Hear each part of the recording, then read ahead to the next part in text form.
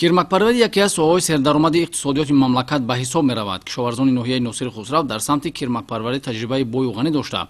Ҳамасола кӯшиш менамоянд, ки пиллаи хушсифат истеҳсол ва корхонаҳои саноатии мамлакатро бо ашёи хом таъмин намоянд. Ба иттилои масъулин, ин мавсим барои сокинону хоҷагидорони ноҳия парвариши 290 қуттии кирмак пешбинӣ шуда шароити лозима фароҳам оварда шудааст.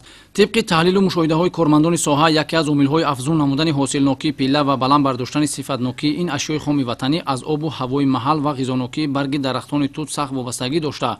Кирмак бояд дар дараҷаи гармӣ аз 20 то 25 парвариш ёфта, сари вақт бо ғизои хуб ва дигар шароити нигоҳубин таъмин бошад.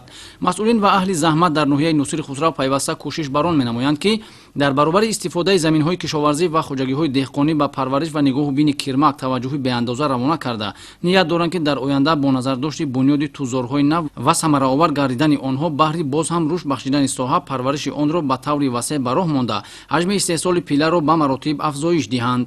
ин мавсим кирмакпарварони ноҳияи Носири Хусрав то ба имрӯз зиёда аз 300 килограмм пилла ҷамъоварӣ карда, парвариш ва истеҳсоли пилла дар ҷамоатҳои деҳот бо маром ҷараён дорад.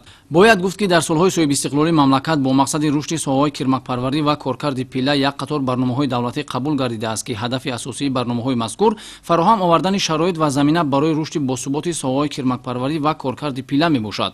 амалӣ гардидани барномаҳо дар асоси коркарди ашёи хоми маҳаллӣ, таъмини шуғли аҳолӣ, таҳияи механизмҳои иқтисодӣ ва омилҳои ҳавасмандгардонӣ барои ҷалби сармоягузориҳо бевосита ба шумор меравад.